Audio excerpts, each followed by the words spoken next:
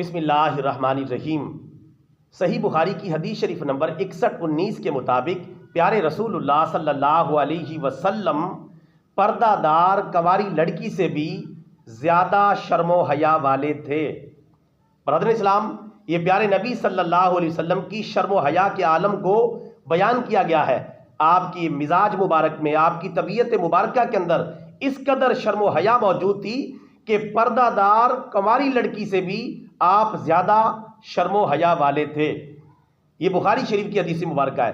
کتنی شرم و حیا تھی آپ کی طبیعت مبارکہ کے اندر، اور آج یہ شرم و حیا ہمارے معاشرے سے اٹھ چکی ہے، مردوں سے اٹھ چکی ہے، عورتوں سے اٹھ چکی ہے، نوجوان لڑکوں سے اٹھ چکی ہے، نوجوان لڑکیوں سے اٹھ چکی ہے، سکول و کالجوں کے اساتذہ سے اٹھ چکی ہے، اور اسی طرح معاشرے سے اٹھ چکی ہے۔ کیا صورتحال آج بن چکی ہے؟ شرم و حیا کا ہر طرف جنازہ نکل رہا ہے۔ میڈیا اس میں مین کردار ادا کر رہا ہے، سوشل میڈیا اس میں مین کردار ادا کر رہا ہے۔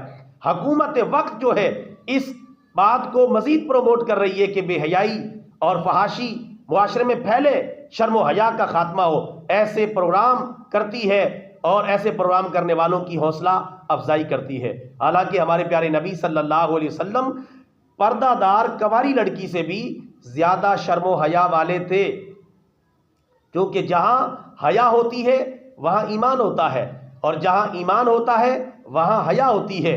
یہ دونوں ساتھ ساتھ رہتے ہیں، ایمان اور حیا، اور اگر رہتے ہیں تو اکٹھے رہتے ہیں، اور جب الگ ہوتے ہیں تو اکٹھے ہی الگ ہو جاتے ہیں۔ جب ایمان جاتا ہے تو حیا بھی چلی جاتی ہے، اسی طرح جب حیا جاتی ہے تو آہستہ آہستہ ایمان بھی وہاں سے چلا جاتا ہے۔ ہمیں اپنے ایمان کی بھی حفاظت کرنی ہے اور اپنی شرم و حیا کی بھی حفاظت کرنی ہے، اور پیارے نبی صلی اللہ علیہ وسلم کی مبارک طبیعت کے مطابق اپنی طبیعت کو بنانے کی کوشش کرنی ہے۔ اللہ تعالی ہم سب کو شرم و حیا عطا فرمائے، آمین۔ وما علینا الا البلاغ المبین۔